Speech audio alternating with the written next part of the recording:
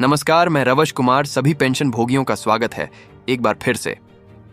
दोस्तों, इस वक्त पेंशन धारकों के लिए 3 प्रमुख बड़ी खबरें निकलकर सामने आई हैं, जो कि हर पेंशन धारक कर्मचारी के लिए जानना बेहद जरूरी है। जी हां दोस्तों, पहली बड़ी खबर की बात करें तो ब्रेकिंग न्यूज आई है। जनवरी 2026 से 7500 ईपीएस पेंशन कंफर्म्स को लेकर बड़ी खबर आई है। जी हां दोस्तों, तो जनवरी से ही 7500 न्यूनतम पेंशन किस तरीके से तय बताई जा रही है और लाखों पेंशन भोगियों के लिए बड़ी राहत किस तरीके से आई है। ईपीएस 95 की पेंशन को लेकर बिग अपडेट 2026 के अंदर किस तरीके से और कौन सा निकल कर आया है, पूरी जानकारी इसके बारे में आप सभी को दी जाएगी। और इसी के साथ अगली जो ब्रेकिंग न्यूज आ रही है वो है कर्मचारियों को मार्च 2026 से पहले मिलेगा बड़ा तोहफा।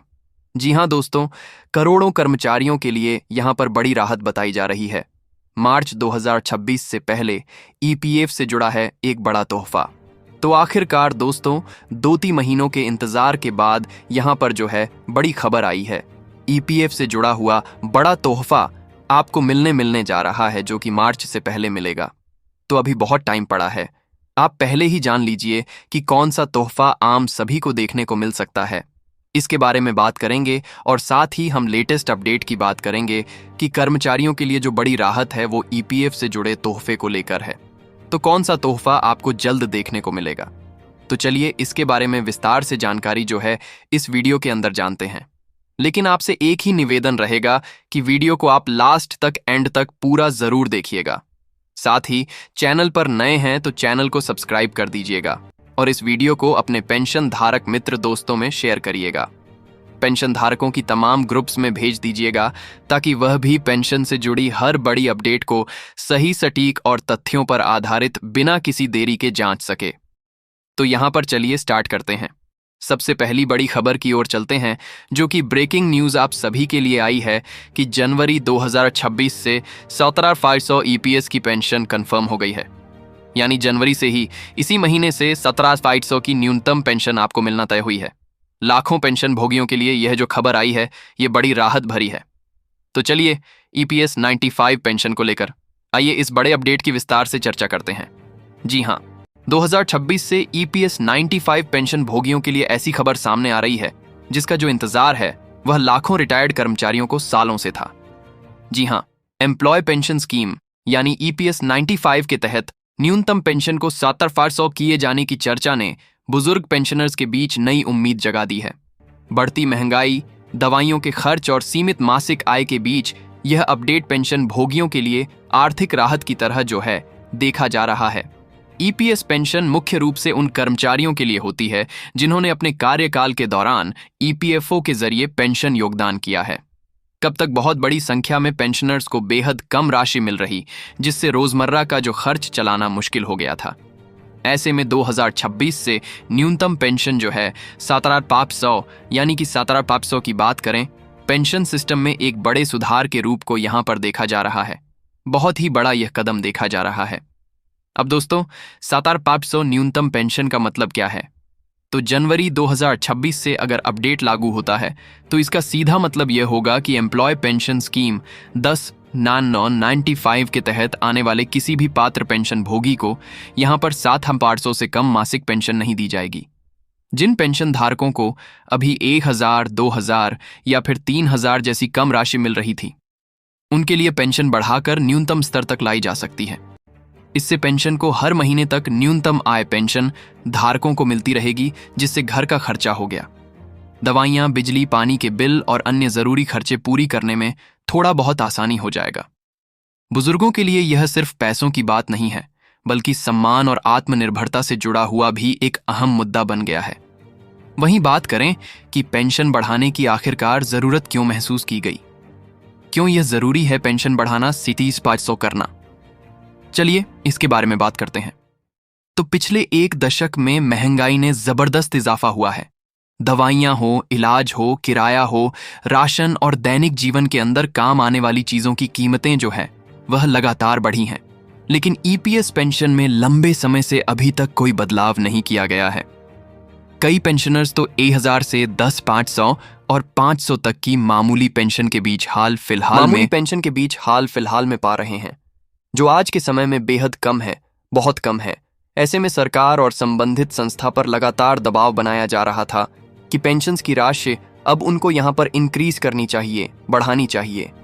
2026 में 17,500 की पेंशन की चर्चा हुई और इससे लंबे संघर्ष और मांग का यह जो नतीजा माना जा रहा है, यह अपडेट जो 17,500 की पेंशन को लेकर आया है। अब यहाँ पर सवाल रहता है कि किन पेंशन धारकों को सबसे ज्यादा जो है वह फायदा मिलेगा। तो इस अपडेट का सबसे ज्यादा फायदा उन EPS 95 के पेंशनर्स को यहाँ पर मिलने वाला है जिनकी मौजूद पेंशन बहुत ज्यादा कम है। खासकर निजी कंपनी के अंदर जो रिटायर्ड कर्मचारी हैं, कम वेतन पर काम करने वाले लोग हैं, लंबे समय से पेंशन पर निर्भर जो बुजुर्ग हैं, वह अब जो है बड़ी राहत महसूस कर पाएंगे। इसके अलावा विधवा पेंशनर्स हो गए, आश्रित परिवारों के लोग हो गए, काफी बढ़ोतरी अहम हो सकती है। हालांकि अंतिम लाभ इस बात पर भी निर्भर करेगा कि सरकार और कर्मचारी जो भविष्य निधि संगठन है वह कौन से नियम और कौन सी पात्रता शर्तें तय करते हैं। लेकिन यह जो अपडेट है ये बहुत ज्यादा खास बताया जा रहा है क्योंकि 17,500 की पेंशन से अब बुनियादी जरूरतें थोड़ी बहुत आसानी से पूरी जरूर हो सकती हैं। ये सभी के लिए बहुत बड़ी उम्मीद है। अब इसके बाद अगली बड़ी खबर को लेकर बात करें तो ब्रेकिंग न्यूज आप सभी के लिए आ चुकी है क्योंकि कर्मचारी जो हैं उनके लिए मार्च 2026 से पहले बड़ा तोहफा मिलेगा। ऐसी बात बताई जा रही है जो करोड़ों कर्मचारियों तो उनके लिए राहत भरी खबर है कि मार्च 2026 से पहले EPF से जुड़ा बड़ा तोहफा जो है उनको देखने को मिलेगा। तो EPFO के एम्प्लॉइज को लेकर कौन सी गुड न्यूज आई है, कौन सा तोहफा मिलेगा, मार्च 2026 से पहले किस तरीके से मिलेगा और किन किन लोगों को इसका लाभ होगा। चलिए इस अपडेट की भी पूरी चर्चा इस वीडियो के अंदर करते हैं। देश के करोड़ों कर्मचारियों के लिए एक बड़ी खुशखबरी सामने आई है जो जीवन बदलने वाली साबित हो सकती है। कर्मचारी भविष्य निधि संगठन यानी EPFO जल्द ही EPS निकासी प्रक्रिया को पूरी तरीके से डिजिटल और सरल बनाने जा रहा है। आने वाले समय के अंदर श्रमिक जो है वह ETM और UPI के आधार पर अपना PF का पैसा निकाल सकेंगे, जो कि बहुत ज्यादा क्रांतिकारी कदम माना जाएगा।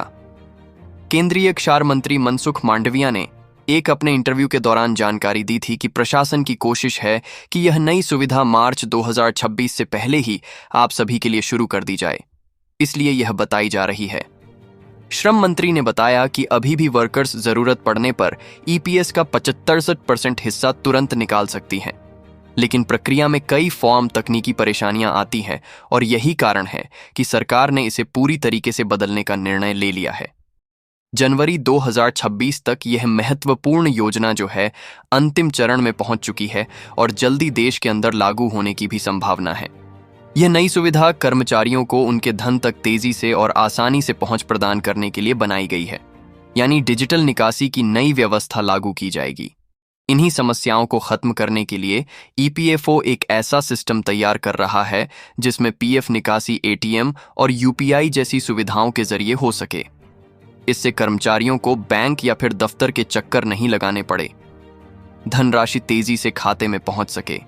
मंत्री ने कहा कि EPS का पैसा पूरी तरीके से कर्मचारियों का होता है, लेकिन फिलहाल इसमें निकालने के लिए अलग अलग फॉर्म, अलग अलग श्रेणियां और अलग अलग शर्तें हैं। यही वजह है कि कई बार दावे अस्वीकार हो जाते हैं और या फिर लंबे समय तक वह लंबित पड़े रहते हैं, पेंडिंग में पड़े रहते हैं।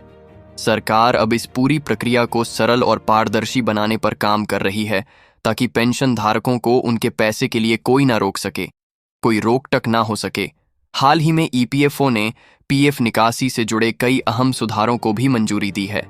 जनवरी 2026 से इन सभी महत्वपूर्ण सुधारों की पूरी तैयारी जो है कर दी जा चुकी है। कर्मचारी इसका बेसब्री से इंतजार कर रही है। ये व्यवस्था आपात स्थिति के अंदर विशेष रूप से उपयोगी जो है वह साबित हो सकती है। ऐसा बताया जा रहा है क्योंकि पहले PF का पैसा निकालने के लिए 13 अलग अलग श्रेणियां थीं, जिसमें भिन्न भिन्न नियम और सेवा शर्तें थीं। इनमें कर्मचारियों को भ्रम की स्थिति रहती और समझना मुश्किल था। अब इन सभी श्रेणियों को मिलाकर नियमों को आसान कर दिया है, जो सराहनीय कदम है। सबसे बड़ा बदलाव यह है कि उनकी PF निकासी सिर्फ कर्मचारी का योगदान ही नहीं